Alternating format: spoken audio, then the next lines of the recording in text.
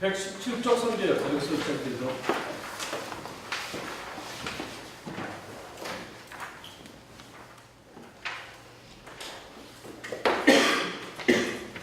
그 선교 역사라고 하는 거는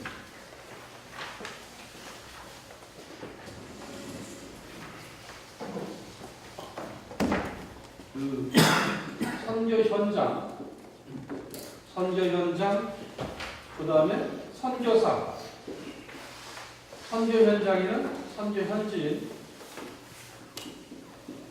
선교사와 선교 현장, 그리고 이걸 둘러싸고 있는 세 개의 흐름, 이런 것들이 모여서 기록된 것, 이것이 선교 역사다. 그래서 선교 역사를 두 가지로 보는데, 일어난 사건 중심으로 볼 거냐, 두 번째는 그걸 해석학적으로 볼 거냐. 주로 독일 쪽의 얘기는 사건 중심으로 보고, 미국 쪽의 자료는 해석학적으로 설명하고자 하는 것이 선교 역사의 특징이에요. 그래서 사건 중심으로 본다고 하는 것은 선교 역사는 연대기적 사건, 몇 년도 무슨 일이 일어났고 무슨 일이 일어났고. 그러나 해석학적으로 접근한다면 그것은 주제별로 선교 역사를 만들어내는 거예요. 그러니까 연대기적과 주제별로 만들어내는 것을 여러분 살펴보시면 되고, 그 다음에 선교 역사의 연구 유형. 선교 역사는 그 역사가로는 스테판 리하고 학자들 중에 켄나스포 라토렛이 선교 역사를 12권의 책을 쓴 유명하신 분인데, 그 중에 우리나라에서는 한 권의 책만 번역되어 있어요. 그 정도 여러분 기억하시면 되고, 선교 역사의 연구 유형에는 정책과 전략으로 본 유형, 일반적 유형, 파울 피어슨. 김성태는 9종류를 했는데 그건 파울 피어슨의 8종류를 옮겨가서 바꿔준 게 9종류예요. 그 다음에 그게 중요하지 않아요. 그러나 파울 피어슨의 책은 여러분들 한번 읽어볼 필요가 있습니다. 파울 피어슨은 선교 역사의 시대적인 배경, 그리고 사건, 결론, 이렇게 피어슨의 책이 되어 있는데, 파울 피어슨의 사서 보시면 아마 선교 역사에 도움될 겁니다. 그 다음에 이제 역사신학적 부분으로 본 한스 큉 6단계 트랜스포밍 미션에 등장합니다. 토마스 큉의 패러다임 이론으로 보는 거예요. 시대적인 사상으로 보는데, 초대 기독교 교부 시대, 헬레니즘 시대, 중세 로마 카톨릭 시대, 그 다음에 개신교 종교개혁 시대, 현대 불공주의 시대, 부상하는 에큐메니칼, 이렇게 해서 6단계로 토마스 큉의 패러다임 이론을 접목한 건데, 한스 큉의 이 이론은 여러분들이 자주 들을 거니까 이거는 꼭 표시해 놓으시면 되겠습니다. 그 다음에 랄프 윈터가 선교와 교회 간의 구분 4단계, 개척자, 부모, 협력자, 청여자, 관계로서의 선교 역사를 조직으로 보는 거예요. 랄프 윈터가 제기한 건데, 여러분 119쪽에 보면 119쪽 오른쪽에 그 선교 역사의 종결론으로 본다, 오른쪽에 그 빈칸에 보게 되면 거기 선교학자로서는 스테판 닐이 있고 켄나스코 라토렛이 거기 있어요. 두 사람은 유명한 선교 역사학자입니다. 이 두 사람 이름을 꼭 기억해 놓으시면 되겠습니다. 그 다음에 이제 선교 지역을 세 시대로 부릅니다. 랄프 윈터예요. 연안 지역, 내륙 지역, 이전도 종족, 이렇게 세 가지로 분류를 해놨어요. 세 가지로 해안 지역, 그 다음 내륙 지역, 이전도 종족, 이렇게 됐고, 내륙 지역으로 선교의 출발을 데이빗 리빙스턴으로 표기될 수 있다. 이게 1813년, 1875년 리빙스턴 시기인데, 이 초기의 선교는 주로 어디로 연결되어 있냐면 해안선을 따라 주로 연결돼요. 왜 해안선을 따라 연결되냐면, 첫째, 생명의 위험으로부터 빨리 벗어날 수 있는 게 해안, 탈출이 쉬워요. 두 번째, 기후가 맞아요. 기후가 맞고, 세 번째로 밀림이나 내륙으로 들어갔을 때에 그 문화에 적응하는 훈련이 상당히 어려웠어요. 그래서 주로 해안선에서 복음을 전하다가 철수하는 그런 영향이 있었는데 영국의 선교의 실패 중에 하나가 뭐냐면 내륙 지방의 선교를 활성화하지 않은 것이 인도 대륙을 영국이 잃어버리게 된 배경 중에 하나가 내륙 지역 선교를 영국은 활성화하지 못했어요. 그게 영국이 인도를 선교의 장으로 잃어버리게 된 중요한 요인이 됩니다. 그래서 세 번째는 미전도 종족. 그 밑에 보게 되면 이거 랄프 윈터가 그린 그림을 변형해 놨어요. 첫 번째 시대가 1706년부터 1792년, 1910년 그랬는데 1706년은 어떤 시대죠? 1706년은 데니시 할레 미시온이 최초로 개신교 선교를 독일에서 했던 때고 1792년은 윌리엄 캐리, 여러분 그 120쪽 왼쪽에 그 연도수에 들어가 있어요. 1910년 에딘버러 세계 선교 대회가 있고 1865년 내륙 지방은 누구냐? 이거는 허드슨 테일러에 있어요. 허드슨 테일러.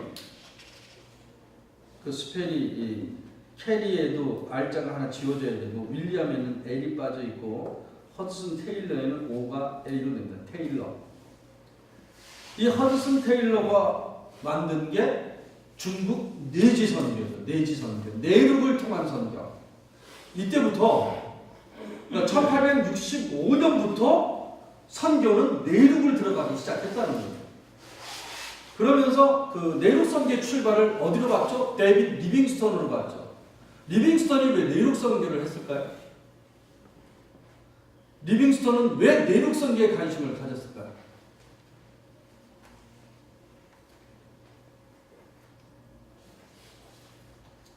왜 거기에 가졌어요?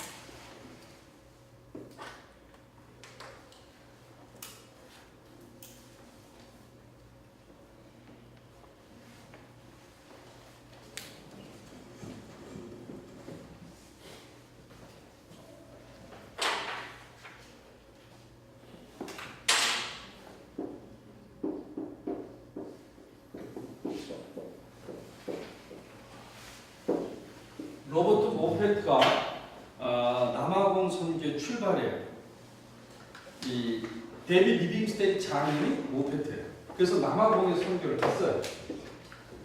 남아공에 선교를 갔는데 데이빗 리빙스턴이 아프리카를 바라봤을 때 아프리카의 문제는 선교라고 하는 것은 기독교와 무역이라고 했어요. 상업. 리빙스턴은 이 점에서 뭘 생각했냐면 선교라고 하는 것은 아프리카 현지인들이 잘 살아야 된다는 데 초점을 맞췄어요. 예수를 믿는 사람들이 잘 살아야 된다. 그래야 아프리카에 복음이 전달된다. 그래서 데이빗 리빙스턴은 내륙 지방으로 뚫고 들어가죠. 그래서 장사를 하기 위해서 무역과 상업을 하기 위해서 뭐가 발달해야 되느냐? 수로를 개발했죠. 수로. 육로가 힘들고 수로를 개발했어요. 수로를 개발하면서 무역과 상업에 사람들을 종사시키면서 이 물건들을 어디로 빼? 영국으로 갖다 팔고 영국의 물건을 사다가 여기다 갖다 팔고 그래서 아프리카 전체의 교통망을 데이빗 리빙스턴이 시작한 거예요. 문제는 그 데이빗 리빙스턴 뒤를 따라서 누가 왔어요? 노예 상인들이 들어온 게 문제가 되는 거예요. 노예 상인들은 주로 누가 있어요? 인도 사람들이 있어요. 자, 그래서 내륙으로 뚫고 수로를 타고 들어가면서 무역로를 개발한 데이빗 리빙스턴이 내륙 선교의 시발자다. 그 다음에 여기에 이제 기지를 만들어서 넓혀갔던 사람들이 누구냐? 그걸 본다면은 허드슨 테일러가 최초로 그래서 1865년 허드슨 테일러 이후에 나타난 모든 선교 기간에는 그러니까 허드슨 테일러가 나타난 그 시기 이후에 등장하는 내지라는 단어, 수단 내지 선교, 중국 내지 선교, 이 말은 전부 다 허드슨 테일러에서부터 시작된 용어로서 데이빗 리빙스턴에 출발된 내륙 선교의 전진 기지가 있다. 차이나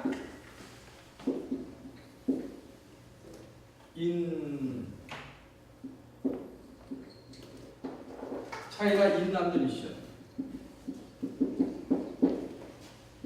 CIM. 이 단어의 중요한 특징이 하나 있다 그러면 지금도 고쳐지지 않는 가장 성경적인 선교의 정책이 이 단어 속에 들어있어요. 시나, 차이나, 인란드 미션. 독일 사람들은 키나 인란드 미션 그런데 이 단어에 뭐가 들어있어요? 중국 내지 선교. 이 내지 선교가 나중에 이름이 뭘로 바뀌어요? ONF로 바뀌어요. 자, 왜 이름이 바뀌어야 될까요? 네? 왜 이름이 바뀌어야 돼요?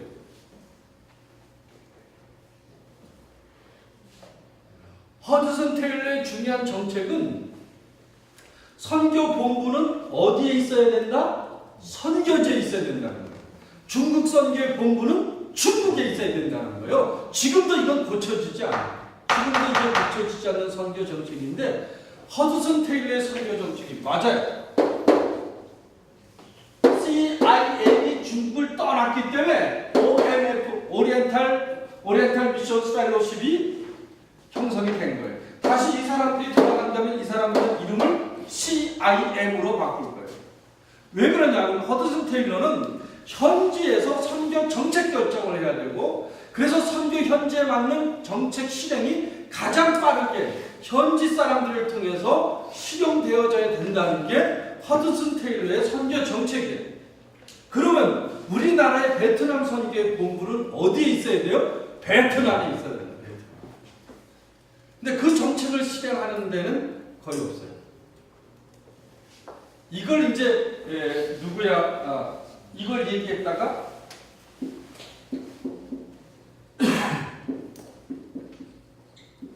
이 얘기를 하다가 또라이가 된 사람이 누구냐? 롤란드 알레. 롤란드 알레는 1930년대에 이 얘기를 꺼냈어요. 선교 현지 중심의 정책을 펴야 된다. 그리고 선교사는 현장을 떠나라. 그래서 이 사람이 쓴 책이 Saint Paulus, Missions Method Saint Paulus or Others. 선교의 방법은 바울의 방법이냐, 너희들의 방법이냐. 이 정책을 얘기해요. 그래서 이 롤란드 알레를 선교 역사에는 독불장군, 또라이, 남의 얘기를 전혀 듣지 않는 왕따 선교사 이런 개념으로 롤란드 알렌을 설명해요. 근데 롤란드 알렌의 말은 성경적 선교를 설명하고 있는 거예요. 이런 점에서 중국 내지 선교, 허든 테일러, 그 다음에 이제 그것을 1980년대 되면은 멜버른에 있는 세계선교복음화위원회에서 1980년대 두 번째 얘기한 것은 홀리스틱 미션, 통합적 선교. 1980년대 통합적 선교의 개념이 이종현 목사님은 내가 말했다 이렇게 얘기되어 있는데 정확한 출처에 대해서는 아직 나와 있지는 않아요. 홀리스틱 미션이 그때 80년 등장해서 협력관계에 들어가고 그 다음에 세 번째 시대가 미전도 종족 시대예요. 1934년에 카메론 톤센트가 스페인 성경을 번역해서 펴는 일에 들어갔을 때 종족들을 찾아가서 성경 번역회에서 성경을 파는 작업으로 미전도 종족 선교의 출발이 되고 있어요. 여기에 이제 우리가 하나 더 첨가한다면 아마 이 책에는 이걸로 끝나는데 네트워크 선교 역사를 보신 분들이 있으면 15쪽 네트워크 선교 역사를 보신 분들이 있으면 15쪽에 책의 15쪽에 보게 되면 박영환 교수가 이걸 한 단계 더 업그레이드 해가지고 미전도 종족 선교는 2012년에 종결이 됐고 2000년대부터 주종족 선교. 그래서 앞으로는 미전도 종족의 선교의 중심이 아니라 그 현지의 주 종족을 선교. 그러니까 중국 선교는 뭐냐? 조선족 선교가 아니고 한족 선교로 가야 된다는 거예요. 한족이 하나가 변화야 중국 전체가 변하는 중요한 일이 되지, 조선족은 맨날 바뀌어도 변화가 없다는 거예요. 그러니까 미전도 종족에, 그러니까 왜 미전도 종족으로 갔었냐 하면은 미전도 종족은 선교의 효율성이 굉장히 높아요. 그리고 이 미전도 종족하고 또 유사한 게 뭐냐면 섬 있죠, 섬.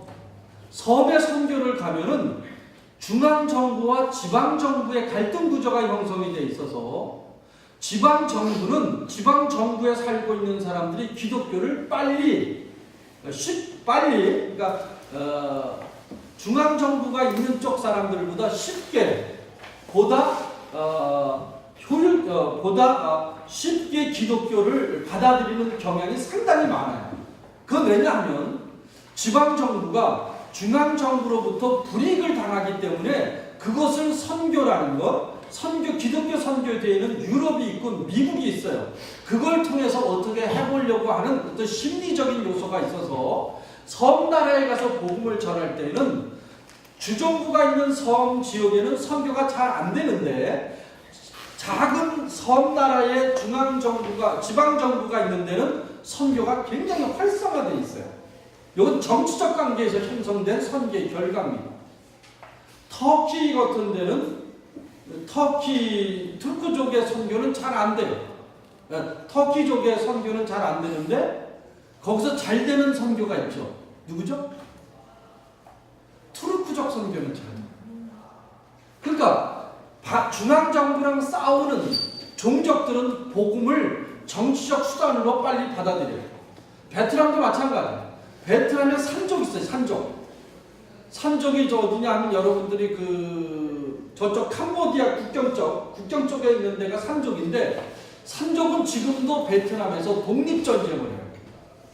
그러니까 독립전쟁 이기려니까 산족의 기독교율이 전파하는 설은 상당히 빠르고, 산족은 거의 다 예수를 믿어요. 왜냐? 미국을 등에 업고 독립하기 위해서.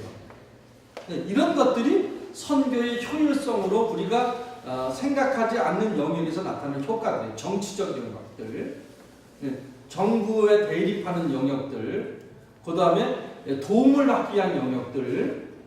그래서 미전도 종족은 특히 도시에서의 미전도 종족도 많아지고, 미전도 종족의 선교들을, 그래서 이거를 도시에도 미전도 종족이 있다.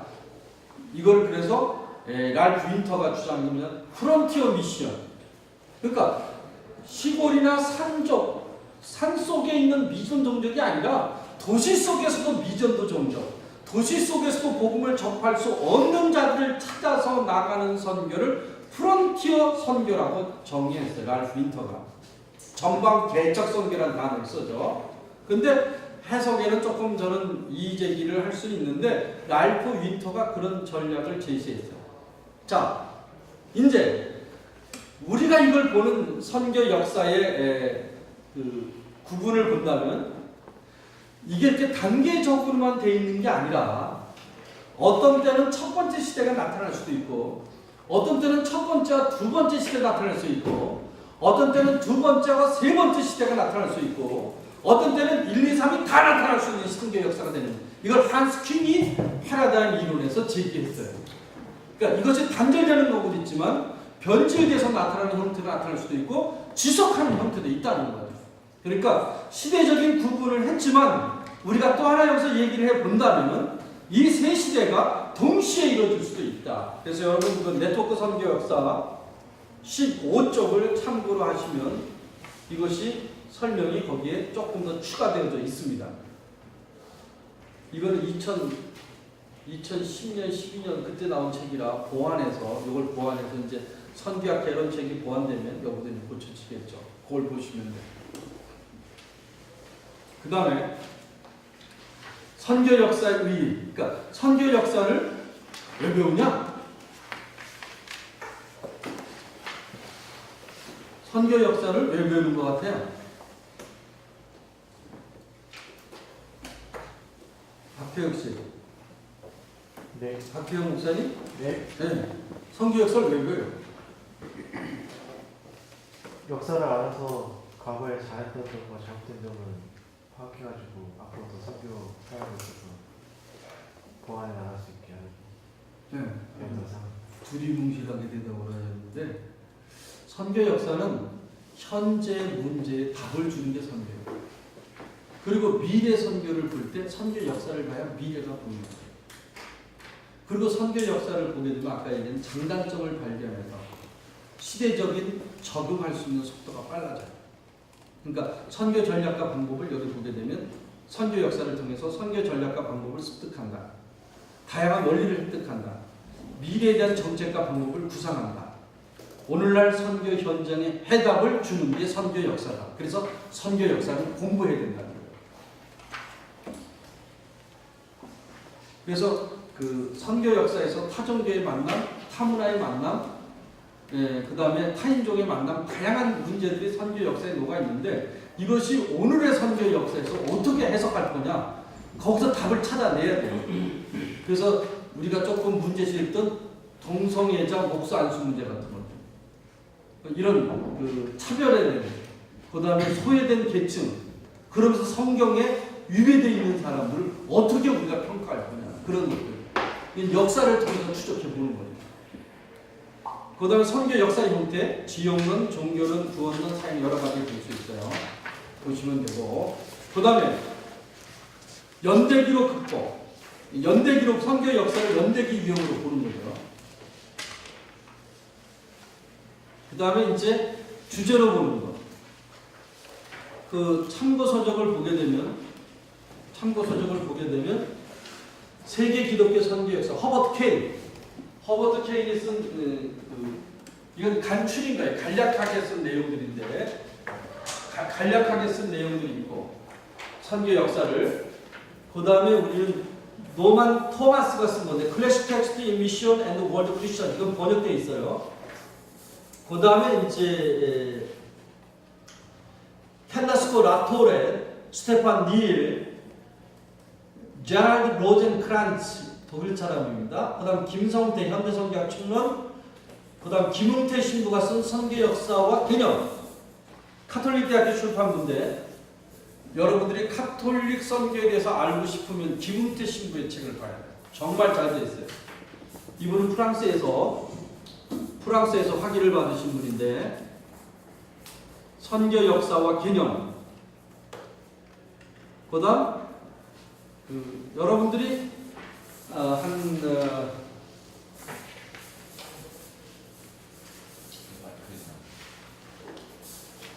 일단 이과야 되고, 오케이. 그 선교 역사를 여러분들이 보려면 잘 모르잖아요. 그래서 도서관에 가면 김정두 씨가 그린 만화책이 있어요. 세계 만화로 보면 세계 선교 발달사. 이게 12,000원 하는데 사실 필요는 없을 것 같아요. 생각 없이 봐요.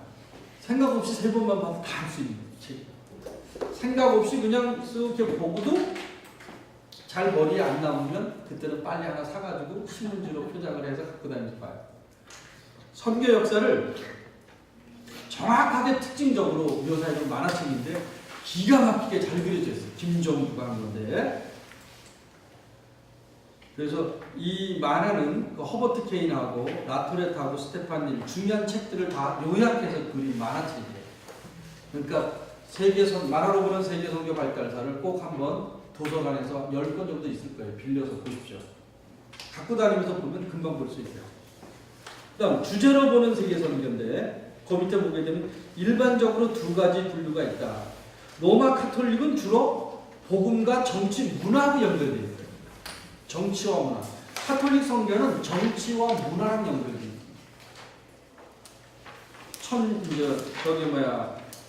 이슬람이 등장하기 전까지.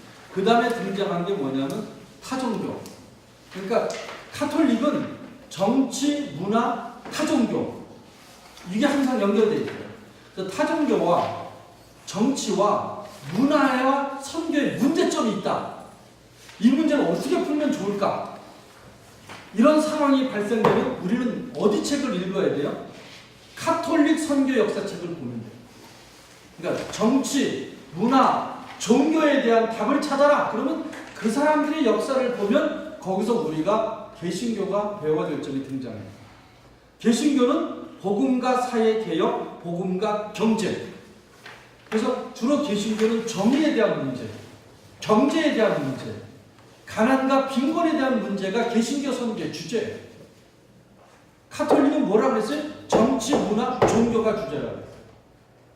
개신교는 경제개혁, 사회개혁, 가난, 빈곤, 정의, 평화, 해방, 주로 이런 쪽이 개신교 선교의 주제, WC 주제.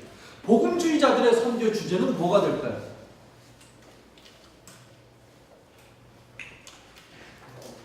복음주의자들의 선교의 주제는 뭐가 될까요? 영원 구원. 땅끝까지 이르러.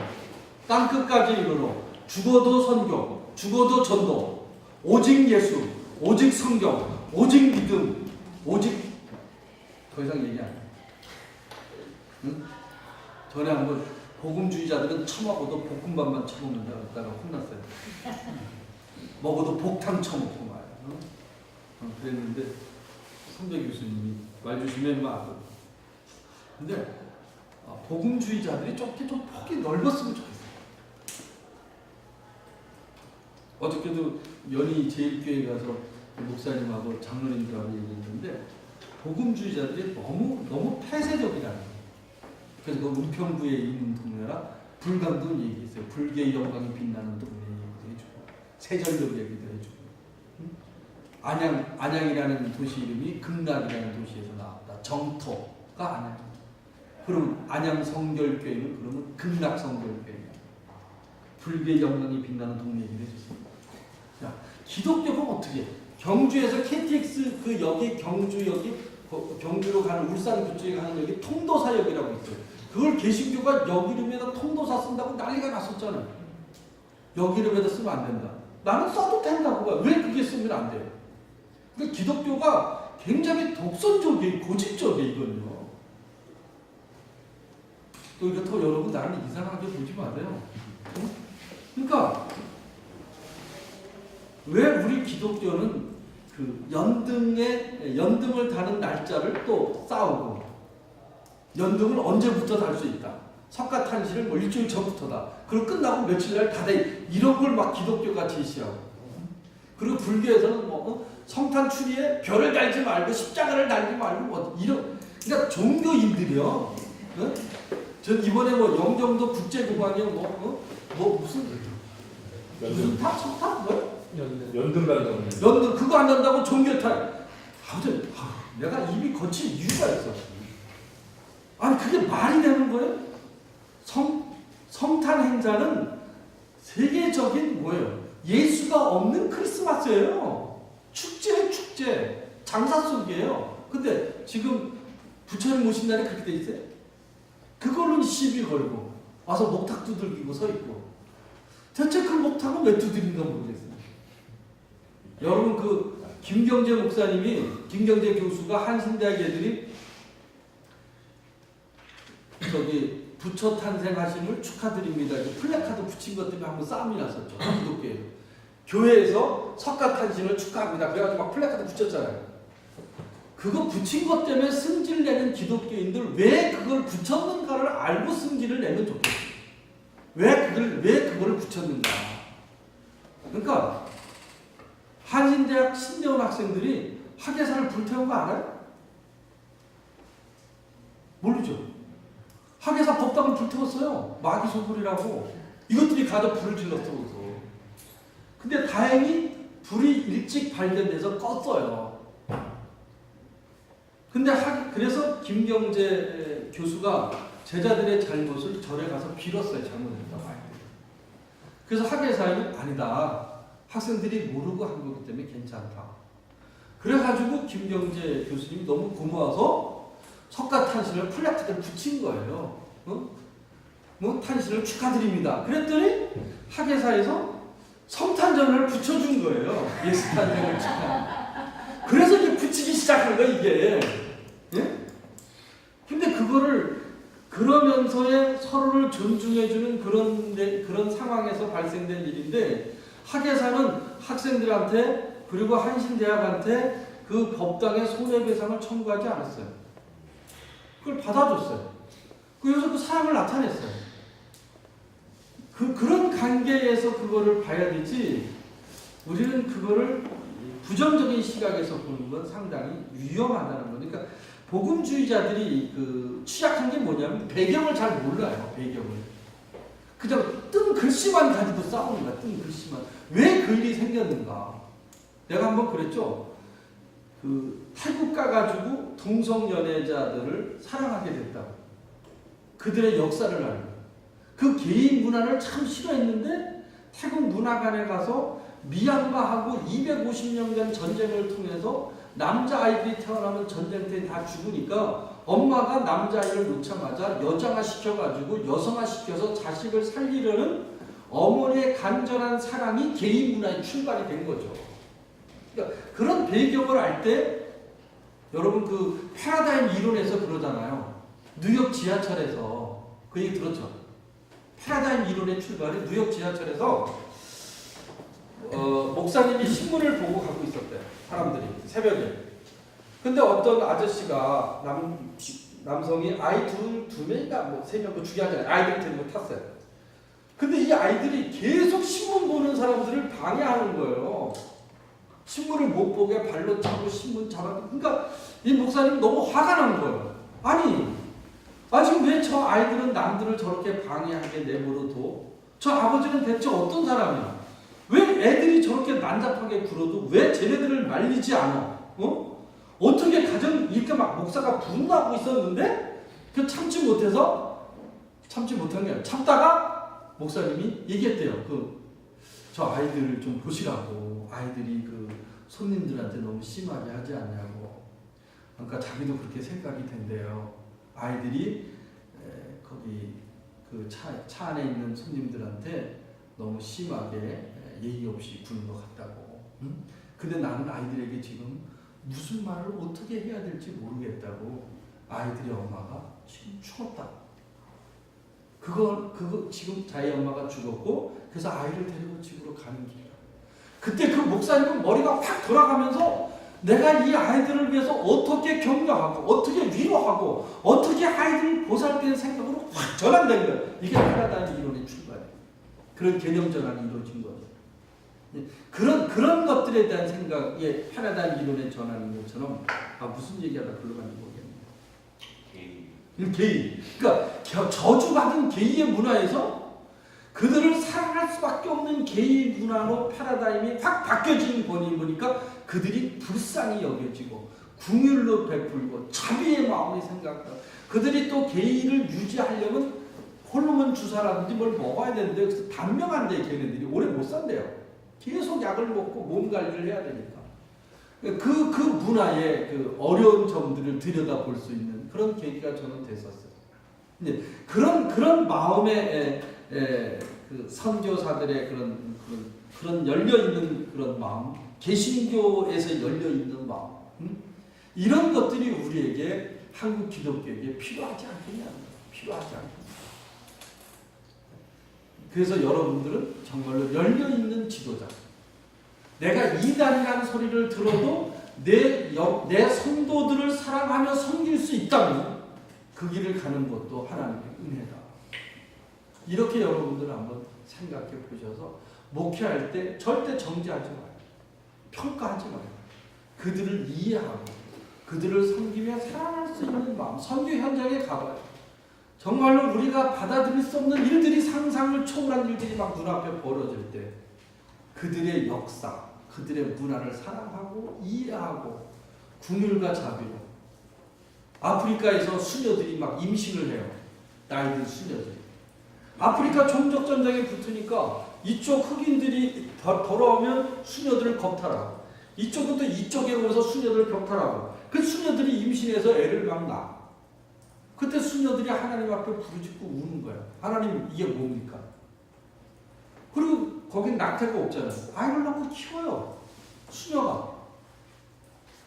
그게 선교라는 거예요. 선교. 우리의 육신도 제물로 드려줄 수 있는 게 선교라는 거예요. 내 육신의 제물로. 그런 현장에서의 일들을 한번 생각해 보자. 그래서 선교라고 하는 거는 현지인들을 사랑하고 생명까지 내어줄 수 있을 때 우리는 그걸 선교라고 정의할 수 있지 않아요. 얘기가 조금 딴방으로 풀렸어요. 그래서 2000년대 카톨릭과 개신교 통합적 선교가 총체적으로 접근하려고 하는 것들이 이제 일어나기 시작하고 개발 문제, 환경 문제, NGO 문제 이런 것들이 나타나기 시작합니다. 현대 선교의 주제들 이게 트랜스포밍 미션에 여기 보면 각주 2번 이 교정 보는 여자가 영어도 모르고 독일말도 잘 모르고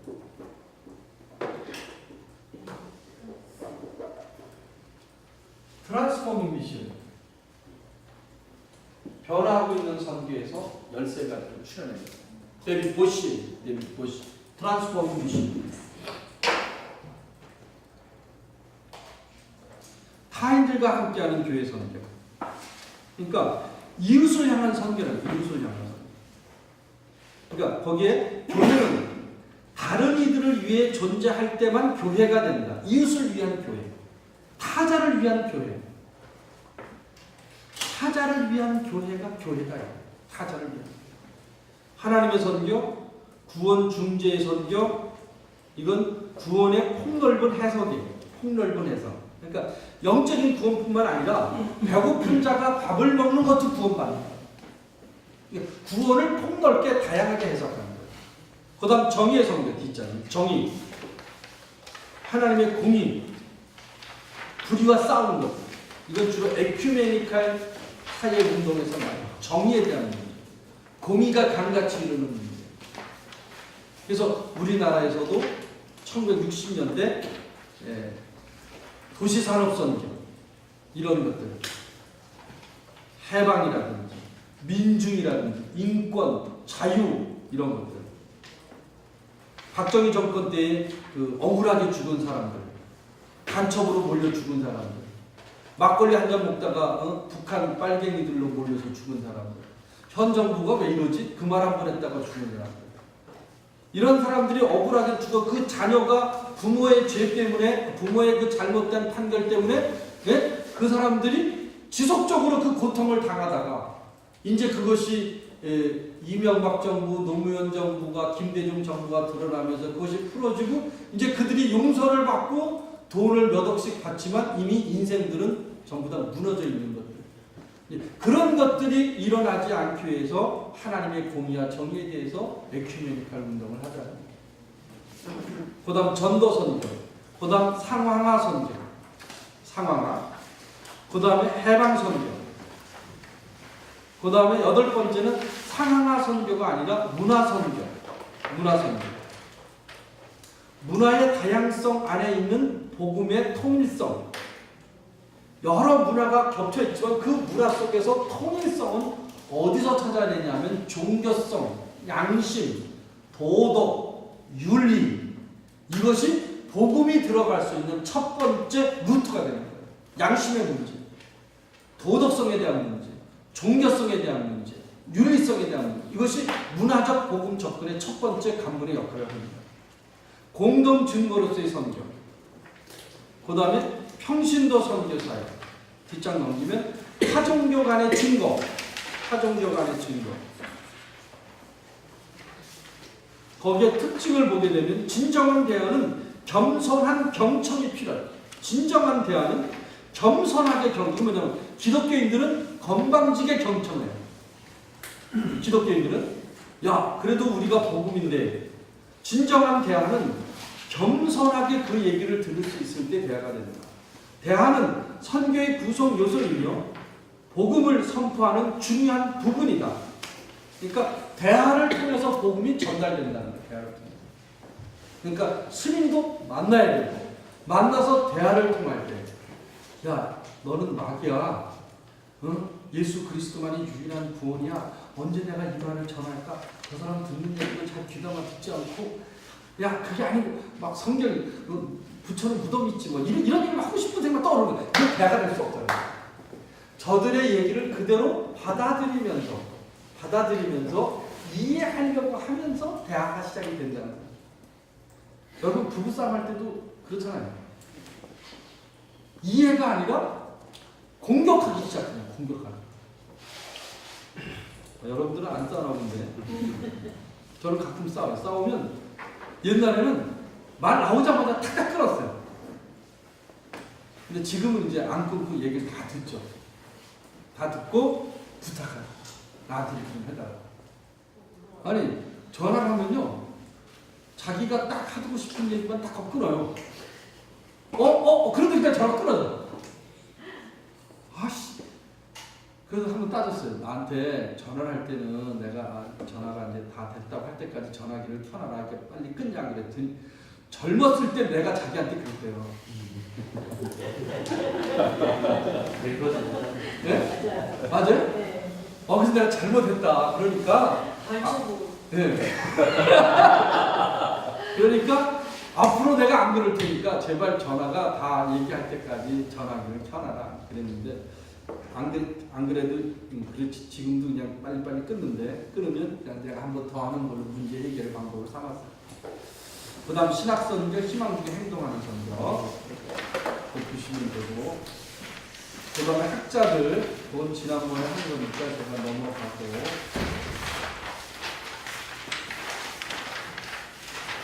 그 10분 쉬고 그 163쪽 초대교회 이거가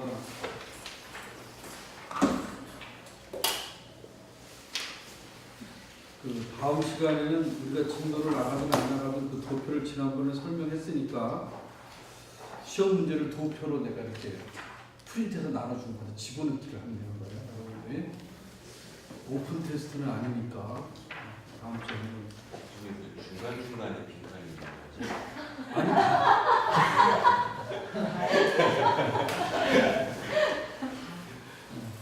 아니 중간중간에 해주시면 그거는 잘 모르겠어요. 해봅시다.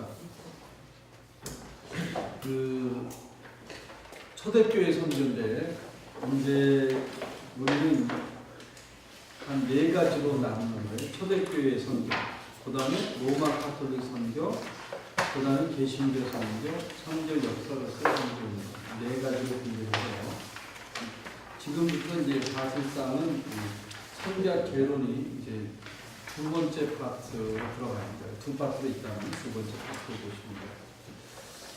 그러니까 초대교회 선교를 어디로 가야 될 거냐?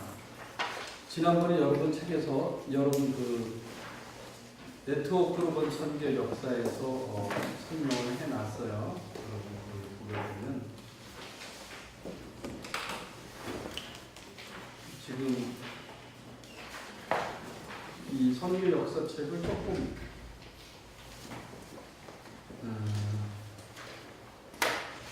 조금 그 뭐라 그럴까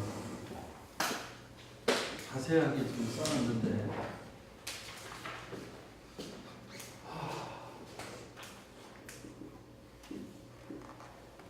중세를 보는 기준점은 중세 출발은 기독교가 공인한 380년으로 보는 수가 있고 중세 출발 그 다음에 476년 오토 아케르가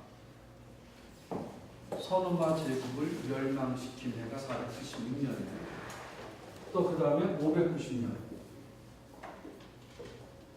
590년에는 그 교황 그레고리가 교황 그레고리 대제를 통해서 유럽이 평정되는 시대를 교황의 시대를 그 다음에 이런 종류의 3가지로 분류해서 보고 그 다음에 이것을 어디로까지 보느냐 중세를 보는 연대수가 1517년 보는 견해들도 있고 어떤 것은 16세기 비슷하지만 어떤 사람은 17세기 그래서 16, 17세기, 18세기 가는 거를 우리는 뭐라 그러냐면 근대라는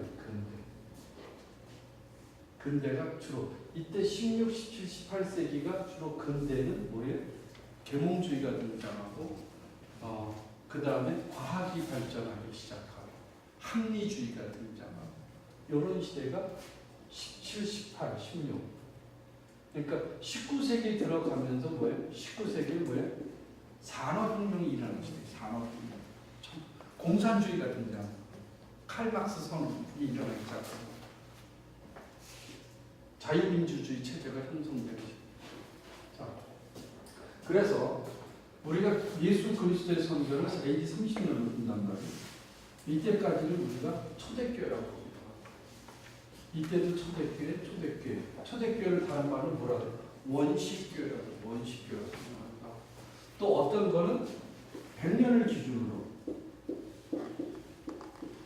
100년을 기준 이쪽 시대를 무슨 시대라고 했어요?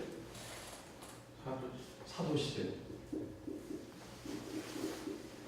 여기서 200년을 뭐라고 해요? 속사도시대. 속사도시대 200년 이후라 그러기도 하고 100년 이후로 그러기도 하고 이때를 무슨 교부시대. 이런 명칭을 이렇게 사용합니다.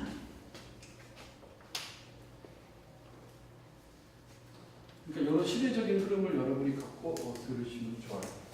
그리고 12세기, 13세기서부터 15세기 이때 나타나는 흐름이 뭐냐면 평신도 경건운동이 일어나기 시작해요. 수도원운동이 이렇게 등장하죠. 그리고 여러분들 800년에서 보통 1000년 이때는 교황이 죽어가는 시대예요. 교황의 아주 썩은 정치가 아주 활성화를 띈 시대. 800에서 1000. 그래서 1000에서 1300 이 사이는 개혁의 물결이 일어나기 시작하는 시대.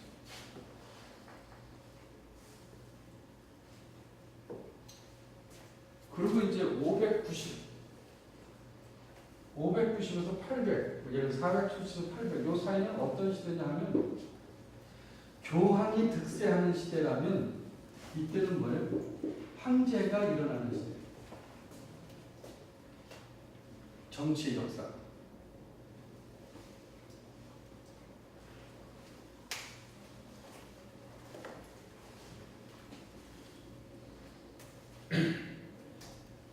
(800에서 9,000년) 사이는 우리나라는 무슨 시대가 되죠?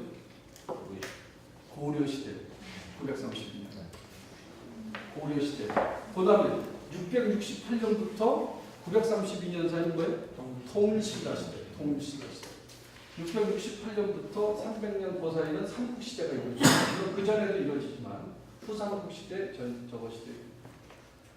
그 다음에 이제 1392년 그때부터는 이시조선이 시작이 되죠. 조선시대. 그러니까 평신도 경건운동이 유럽에서 일어날 때 우리나라는 조선시대로 들어가요. 그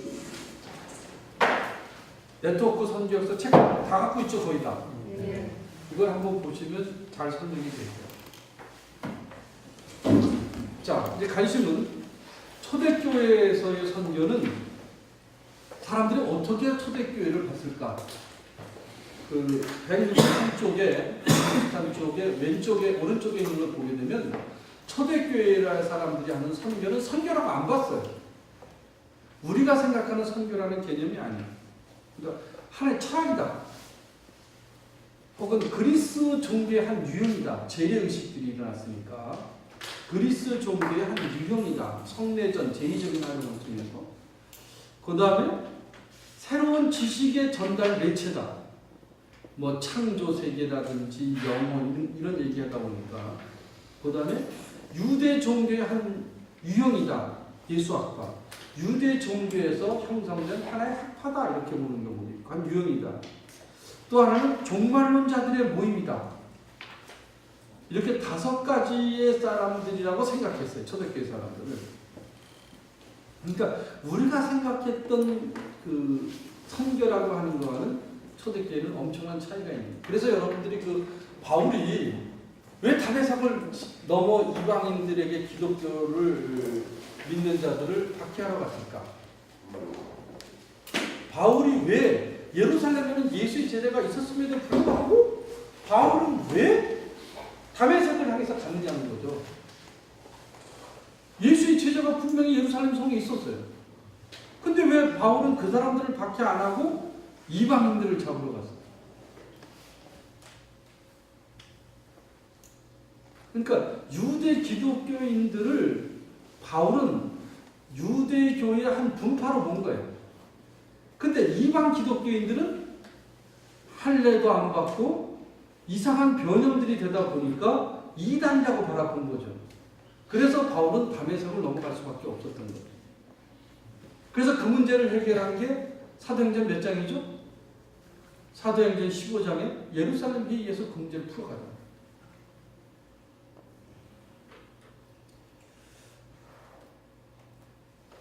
선교의 태동 예루살렘 교회 거기에 복음 선포 그리고 사도행전 2장이 교회가 최초로 시작이 되고 성령 사역이 최초로 사도행전 2장 마가의 다락방에서 성령 운동이 시작이 되고 선교가 시작이 되고 교회가 시작이 돼요. 그래서 교회와 선교와 성령은 동시대 동일한 사건 장소에서 시작이 됐다.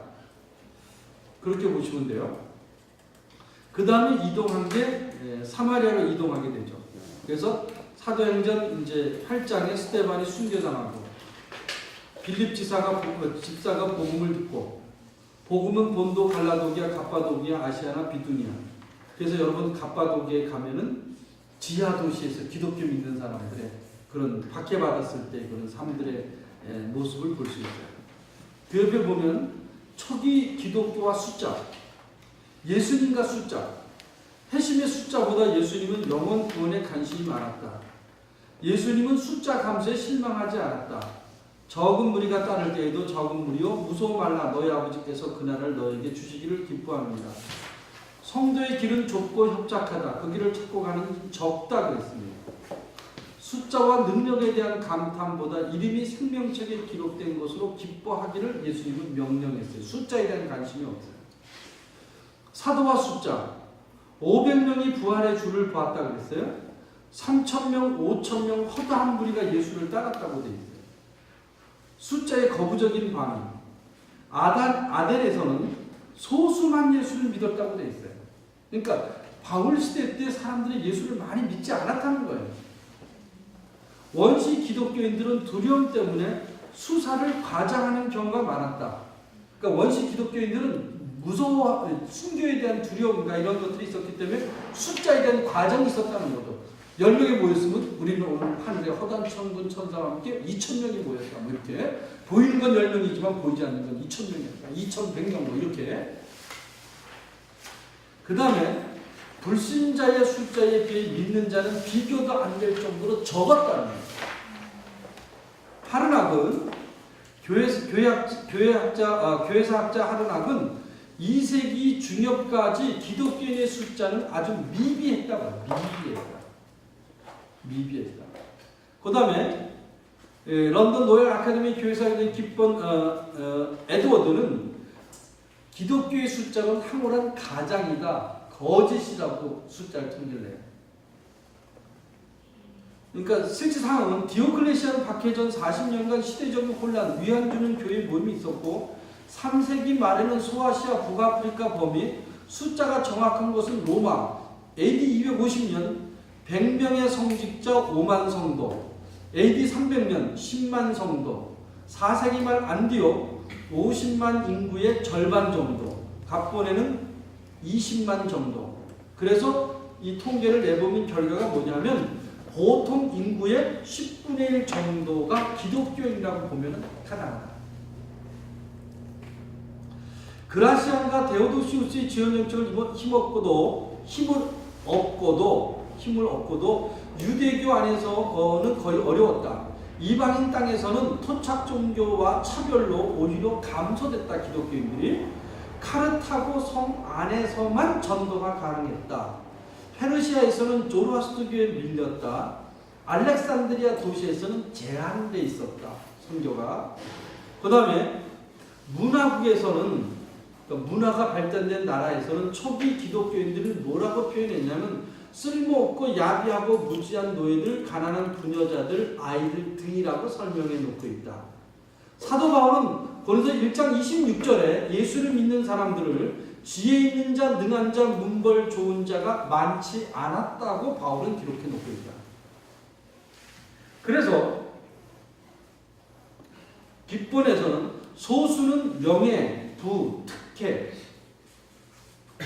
돼 있고 다수는 그 기독교인들의 소수는 명예와 부와 특혜를 누렸지만 기독교인들의 다수는 경멸과 무지와 가난과 저주 가운데 놓여 있었다. 여기에 이제 갑본과 깃본이 있는데 독일 말로는 깃본이고 영어로는 갑본이라고 합니다. 같은 명칭입니다. 그 다음에 이제 그 선교의 경계, 숫자는 그 정도 설명하고 선교의 경계. 그러니까 유대 기독교가 지역에 있는 유대 기독교가 세계 기독교로 전환한 시점은 사도행전 10장에 나오는 고넬료 사건입니다. 고넬료. 로마의 백부장 고넬료가 성령 세례를 받음으로써 유대 기독교에 극한되어 있던 기독교가 이방인에 대한 선교의 필요성을 제기하면서 이방 세계를 향한 세계 선교의 문을 열은 것이 이 고넬료 사건이다. 그러니까 유대 지역주의에 갇혀있던 기독교가 로마 제국 세계를 향한 포문을 연 사건은 고넬료 사건입니다. 고넬료 사건. 그 다음에 선교 조직과 기간, 안디옥 교회의 바나바와 바울. 그러니까 최초의 선교가 안디옥 교회에서 바나바와 바울을 파송함으로써 선교 조직체가 형성돼요. 선교 조직. 사도행전 13장. 안디옥 교회는 무명의 평신도에 의해서 안디옥 교회가 형성됐다고 했어요. 스데반이 순교하면서 초대교회 성도들이 흩어져 가면서 그들이 흩어진 곳에 가서 교회를 세웠다는 거죠. 안디옥 교회 교사 중 바나바와 사울을 따로 세워 선교팀으로 파송했다. 여기서 사울인데 선교학 시간에도 꼭 얘기하는데 뭐냐면 사울의 이름은 뭐죠?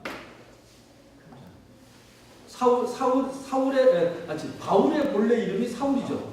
근데 왜 이름이 사울이 바울로 바뀌죠? 왜? 석유가 좀 아니 이거 선교사 바울인데.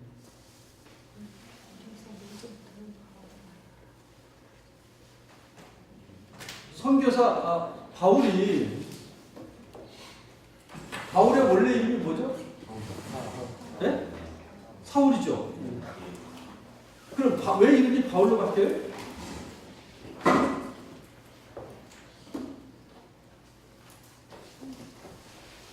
왜 바울로 바뀌어요?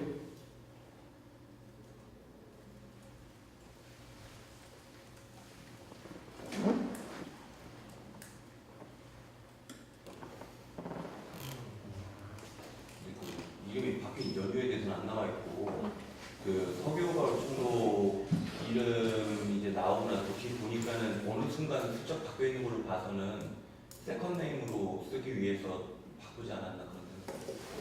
그럼 왜 세컨 네임으로 썼을까요? 일단 헬라 문화권에서는 일단 헬라 이름으로 활동을 해야만 했고 그리고 또 이 사람은 또 원래부터 디아스포라 유대인이었기 때문에 그런 이름을 가지고 있지 않았겠는가라는 추정. 할 수도 있어요. 할 수도 있어요.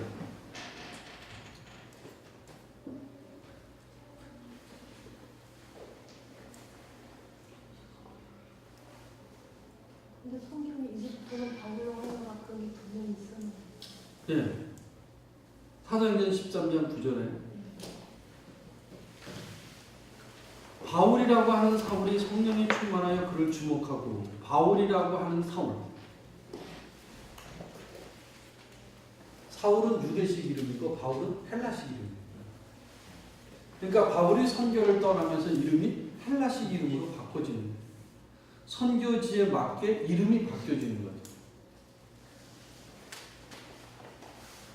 저는 이걸 우리 집에서 체험을 했는데 독일에 있을 때 독일 애들이 전화해요. 스테반 좀 바꿔달래. 야 우리 집에 스테반이 없다. 그랬더니 아들이 자기가 스테반이에요. 걔 이름이 효석인데 학교에서 발음하기 힘드니까 지가 스테반으로 바꾼 거야. 그리고 둘째 딸은 크리스티냐. 그 다음 첫 번째는 안가로. 그래서 얘네들이 나도 모르게 이름들을 다 학교 가서 바꿨어.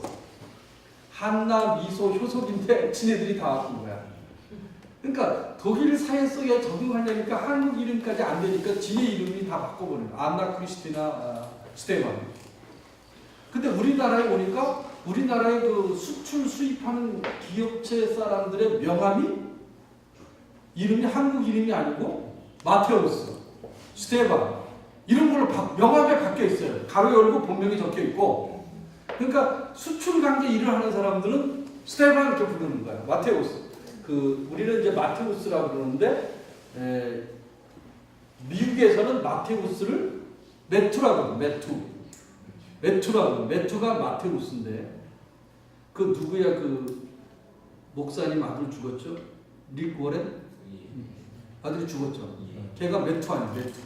메투가 마테우스라는 뜻이거든요. 마테우스. 독일에서는 마테우스라고 미국의 영어 발음은 메투라고. 그다음 메투 그래서 메뚜기에서 왔나. 나중에 보니까 메투가 마테우스를 얘기해요. 그러니까 자기가 살아가기 위해서 이름을 바꾸는 거예요. 선교사들의 선교지에 가면 어떻게 해요? 현장에 맞는 이름으로 바꾸는 거죠. 그것이 선교 전략의 하나라고 본다면 사도행전 13장 9절이 바울이라고 하는 사울이 성령이 충만하여 여러분 젊으니까 그런 얘기가 안 나오는데 나이 드신 분들은 사울이 회심하고 바울이 됐다 이런 설교를 해요. 못 들어봤죠? 세상이 바뀐 거예요. 우리 때는 수없이 들었어요. 눈의 아들 여호수아. 눈의 아들 여호수니까 눈이 앞을 잘 보는 눈이다. 그래서 여호수아는 앞을 잘 본다. 그런 뜻이 아닌데 목사님들이 그래도 아멘 그리고 은혜 받고 자랐던 세대예요 저희가. 근데 이런 것들이 이제 예를 들어서 야곱이 변해서 이스라엘이 되고 사울이 변해서 바울이 되고 이건 안 맞는 거죠. 이건 안 맞는 거예요. 어느 분이 오늘 그 얘기를 하더라고요. 제가 2시 반부터 3시 반까지 성악 발성법을 배워요. 성악을 배워요. 제가 교육처장이라 노래를 찬양을 못해서 지금 2학기째 지금 배우는데 노래 배우는 연습을 해요. 근데 성도가 미국에 갔더니 미국은 너무너무 좋대. 우리나라보다 땅이 넓어서 대륙이 광활해서 좋다. 땅이 좋다. 그래서 그렇게 말하지 마라. 미국의 장점을 한국의 단점과 비교하면 안 된다. 동일한 조건으로 평가하고 비교하는 거지 거기서 잘하는 걸 우리가 못하는 것과 비교하면 평가가 안 되는 거다. 그렇게 무식하게 얘기하지 마라.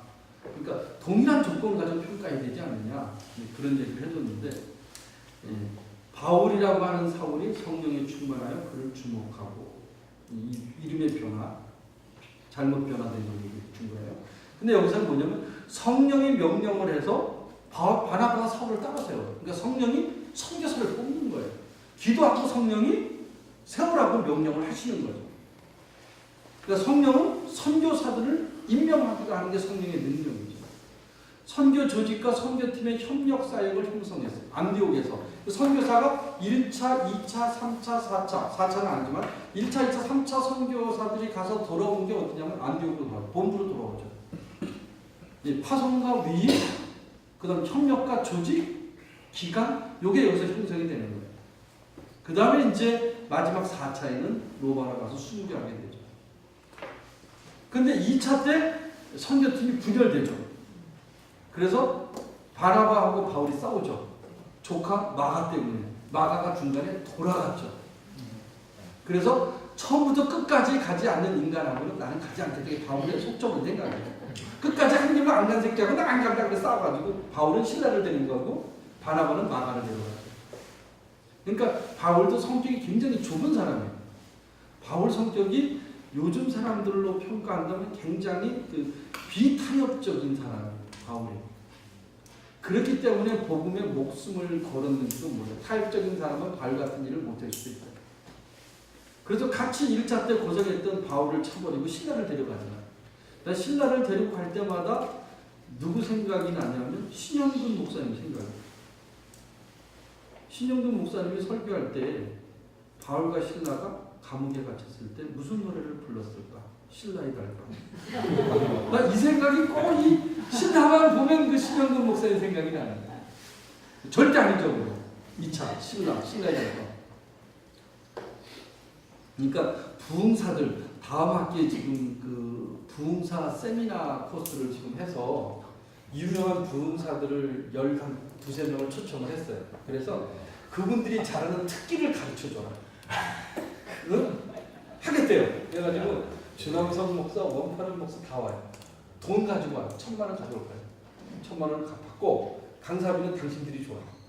그 자기들이 강사비는 자기들이 해결하고 우리는 1,000만 원 받고 열어주는 거예요. 그래서 이제 준왕성 목사, 그 다음에 누구야? 소양제일의 이원호, 그 다음에 김창배, 그 다음에 뭐 주남서, 그 다음에 오범석, 뭐 황춘성이 뭐 이렇게 해가지고 우리 교단의 부흥사 협의회하고 이제 해서, 그러니까 부흥회는 하지 말고 이 부흥사들이 이게 말을 바꾸는데 굉장히 능수능란해.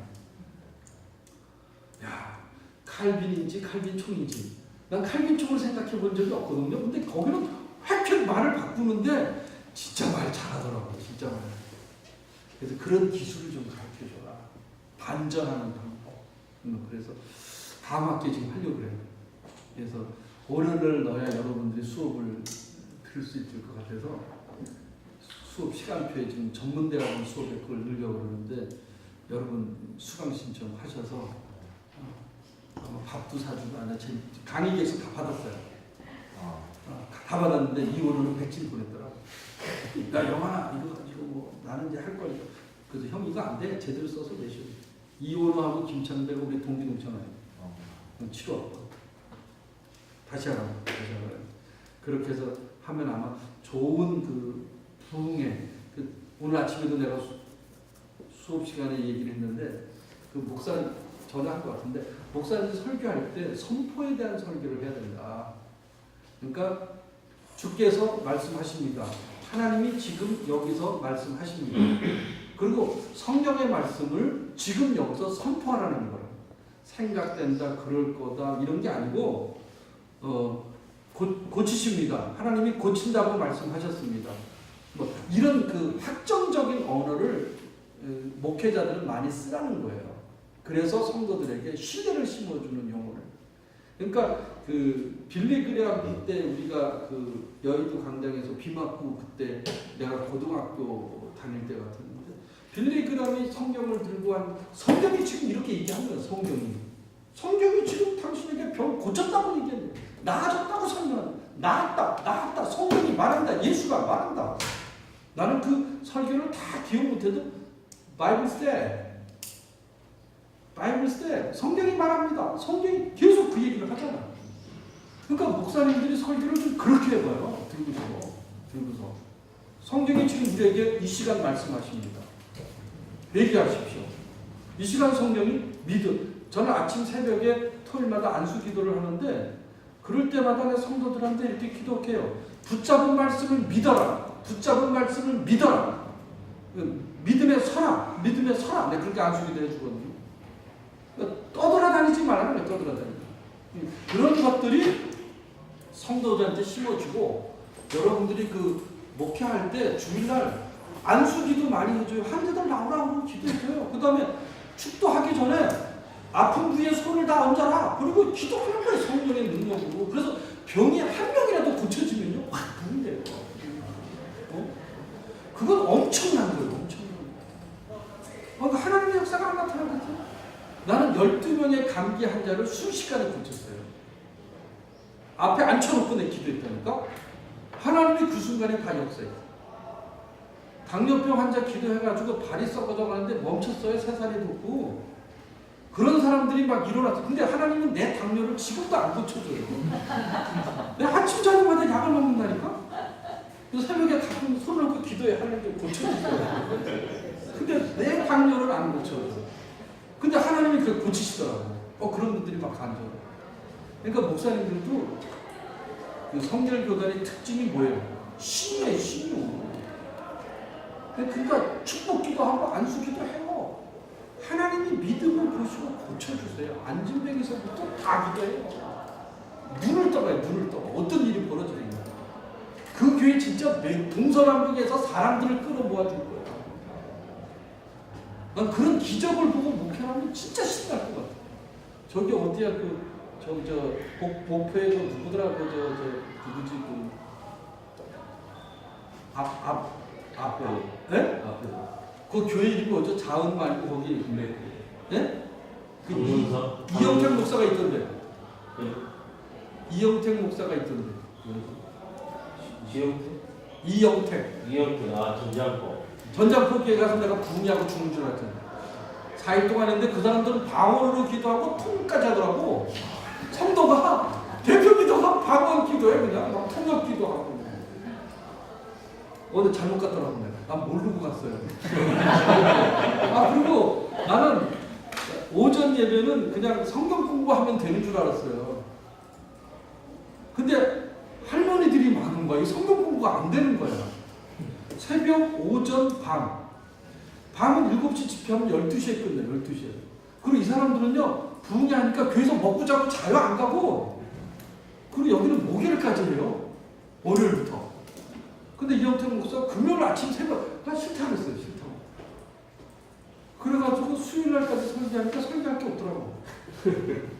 하루에 뭐 4, 5시간, 7, 8시간을 설교하니까 내가 지겨워서 설교 못하겠다 그랬어, 지겨워서. 진짜 예수를 여러분 지겹게 믿는다고. 근데 그 사람들은요, 기도하면 입신이 막 일어나요. 막 입신이 일어나더라고. 그래서 이영택 목사한테 설교하다가 저 사람들 왜 안 일어나냐고 나 지금 설교 끝날 때가 됐는데 걱정하지 마, 내 일어날 거래. 근데 다 누워있어 이쪽에. 툭툭 치고 그냥 넘어지는 거예요. 박영환이가 잘나서 절대 나는 불안했어요. 내가 들통날까봐. 내가 들통날까봐. 나 방언 못했거든. 야, 근데 방언하는 자들이 여기서 막 기도하고 막 엎어지고 이러는데, 그리고 끝나고 오는데 이영택 목사가 광주에서 비행기 타고 가라고 하고. 그래서 안에 기 타고 아니냐 비행기 타고 가래. 그래서 전대원 학생들이 와서 강주까지 비행기 타고 올라와가지고 내가 한 달 동안 뻗었어요. 죽다 살았어요, 죽다. 그렇게 아픈 건 처음이었어요. 그랬더니 우리 이병돈 목사님 그러더라고. 아주 좋은 경험이었다. 거긴요, 영적으로 충만한 데 전장포하고 잘못 뛰어들어갔다가 내가 죽는 줄 알았어, 내가. 야, 진짜 성도들이 대단한 사람들이 대단한. 야, 환상을 보고 입신과 신유에 그래가지고 전장포 주장노님이 이게 돌아갔어. 이게 여기 마비인데 부흥회 끝나고 이게 회복이 됐어요. 3천만 원 카메론 유치원 만들어 3천만 원 헌금하고, 어떤 성도는 그 악기 400만 원 헌금하고 막 그때 막 헌금이 막 쏟아지더라고. 네, 이게 돌아간 게 이게 회복이 됐어요. 눈이 안 감겼다고 한쪽 눈. 주장노가. 근데 이게 간증을 하더라고, 간증을. 그리고 매 집회 때마다 이영택 목사 간증을 시켜요. 집회 때마다. 그러니까 막 허리가 낫고 그런 일들은 일어나는데 내 당뇨는 아직도 안 나요. 그러니까 하나님이 하시는 거니까 두려워하지 말고 기도해줘요. 성도들한테 가감히 기도해, 가감히. 그럼 하나님이 이렇게 세워봐요. 여러분에게 부르는 순식간에 그런 건강한 능력이 우리 속에 있어요. 그리고 아픈 환자를 위해서 기도해요. 하나님이 고치는데 내가 고쳐요. 그래서 우리 교회 어떤 학생은 몇 년 동안 기도해서 앞길을 열어달라. 근데 내가 그날 안수 기도할 때 주께서 네 길을 예비하셨으니 열어줄 것이니 믿으면 가라. 그 다음날 독일에서 입학허가 편지가 왔다는 거예요. 얘가 뒤집어졌어요. 자기 그날 안수기도 안 받았다고 했대. 근데 엄마가 하도 받으라고 해서 앞에 나갔대. 근데 박영환 목사가 기도했는데 그때 믿음이 확 오더래. 그래서 엄마한테 물어. 엄마, 내 얘기를 혹시 박영환 목사님 했어? 난 한 적이 없다. 근데 그 다음날 독일에서 오라는 편지가 와서 대학에. 제가 얼마나 좋아하는지 몰라요. 그러니까 믿음이 더 생기는 거야. 더 생기는 거. 그러니까 목사님들이 갖고 있는 권한을 두려워하지 말고 그걸 선포해요. 그러면 교회가 달라져. 그래서 한두 사람만 뒤집어져 봐요. 교회 부흥은 순식간에 입소문만 나와요. 자리가 없어, 자리가. 그러니까 그런 믿음을 가질 때 신나는 걸 목회가 두려워 떨지 말고. 응? 이게 지금 바울과 신나가 있는데 우리는 신학 전문 대학원이니까 그런 얘기를 해요. 뭐 불만 있어요? 그렇죠. 그 다음에 이제 바울과 신라. 그 다음에 사도 바울의 선교 1차, 2차, 3차, 4차. 요거 여러분 2장씩 차이가 2장씩 차이가 나는데요. 13장, 15장, 18장, 21장. 요거 앞에 걸 여러분이 외워두면 좋아요. 1차 선교 여행이 13장, 2차가 15장, 3차가 18장, 4차가 21장. 이렇게 바울의 선교 여행은 1차는 사도행전 13장, 2차는 15장, 3차는 18장, 4차는 21장. 그러면서 듣는 사람이요 감동이 돼가지고 틀려도 믿는 시대가 오는 거예요. 그 다음에 사도행전 몇 장까지 있어요? 29장까지 있죠. 이러면 안 되죠. 28장까지 있는데 저기 온누리교회인가 거기 가니까 액트 29분 했더니 사도행전에 29장까지 있는 사람들 그런 데는 정확히 해야 돼요. 여러분 28장까지 보시면 그 다음에 로마 카톨릭의 선교 요건 다음 시간에 하겠습니다. 그리고 여러분 그 도쿄 세계 선교대회 큰거